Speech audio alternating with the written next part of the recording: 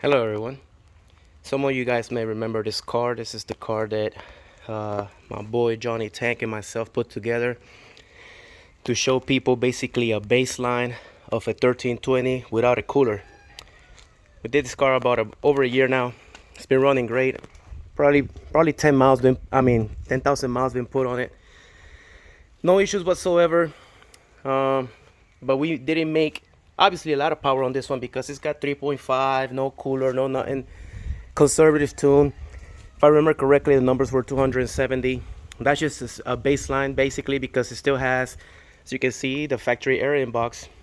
Still got the full factory exhaust. The only modifications are the supercharger itself and the fuel injectors. Nothing else, really. And I'm getting ready to install the cooler on this. I'm just got a couple decisions to make because I do have a lot of projects on my hand, but I don't know if I should make a video. I know a lot of you guys have used our videos for what you call it, as an installation guide, and we mentioned that we were going to do a cooler video to show you guys an installation guide of that. So I still don't know if I'm going to make a video. I'll think about it. Maybe you guys can chime in and say if you guys want to see it or not. But doing it by myself is kind of hard to record and do stuff, but we can figure that out down the line. It depends on your guys' feedback. However, I'm going to go through some of the stuff that I'm going to do to the car, all right? So obviously, I'm going to install this header with its supporting components. It's got the adapter and the O2 extender, little support bracket, so we can get more flow through it. I'm going to install the Heartbeat Racing battery relocate. And yes, I make my own intake systems. So this is some parts that I ordered from frozenboost.com, I believe. And the filter I got from the parts store, but this is the exact stuff I have on my other car, which I'll show you guys later. But this is everything I need basically to get the exhaust for now, the intake, relocate the battery. All right. So these are the cooling components that I'm going to be installing. So I have obviously the heat exchanger brackets, the water pump, the little one with this pigtail, the reservoir to fill, associated hardware, mounting brackets and whatnot for the rest of the items. And I'm going to do the whole manifold because I already have the cooler installed. So I mean, it's only like 5 bolts just to swap the whole thing. And I don't want to break the seal on that because it's already been installed. Because this manifold belongs to my 1900 kit. I bought a full 1900 kit, but I decided to basically part it out within my cars. So I'm going to install the cooling system into my 1320 coupe. Alright. Like I said, I don't know if I'm going to do a video yet. Depends on you guys' feedback. We can show you, if I get my boy Tony to help out, we can make the video and show you guys the process of swapping everything and getting the car cooled. Currently the car, if I believe I'm not mistaken, is on 12 psi. Once we do the cooling and pulley and everything, it should be somewhere around 16, because that's exactly what I have on my other car, which is my Mugen. So my Mugen, I have the old school 1320 from Magnuson, because the other one is Harrop. This is my intake.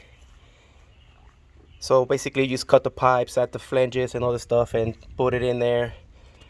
I relocated my battery, as I'm going to be doing the same thing to the other car, and installing the cooling system. But on this particular car, what I'm going to do, remember I said I was parting out my 1900. So I'm going to obviously upgrade the motor. Got some inline pro head studs, some Super Tech valves, the big boy water pump, and the supercharger itself. All of that's going to go in here, and I'm going to pulley it down. 3.5 pulley, I believe I'm going to put it on it, because I still don't have the supporting fuel system. Once I do the fuel system, I'll change the pulley to the I think it's well, the one that's on it. This is 3.2, and that should be more than enough boost to have some fun, be close to the 500 range, like my boy freaking Johnny Tank, because it's his exact same setup. For this car, since it's still on the stock clutch, I will also be installing the Exedi clutch. Give me 1 second. So yeah, here it is.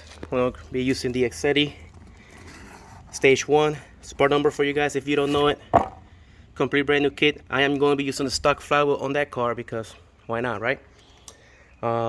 Once again, I can also show a video on how to install that.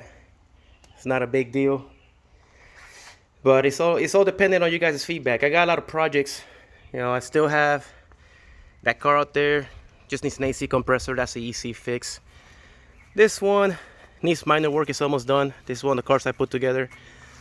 That one is one that I just put together out of that one because that one, you guys that may follow me and know, it got rear-ended. So what I did, I bought a shell, transfer everything over. That was almost complete also. And then I have my EM1. It just needs a gasket replaced on the intake and it could be registered and running again. It's a fun car. I love it. By the way, hit up on the comment and let me know if you guys would like to see the cooling installation, the supercharger swaps, the clutch installations. I can make all videos. I've been doing this for a long time now. They're fairly simple and easy for me. I can do this stuff blind. There's an engine I'm about to throw to the machine shop for complete rebuild. But yes, I have a mess in there. I've been working my regular day job and doing things on weekends. So comment and let me know what you guys think.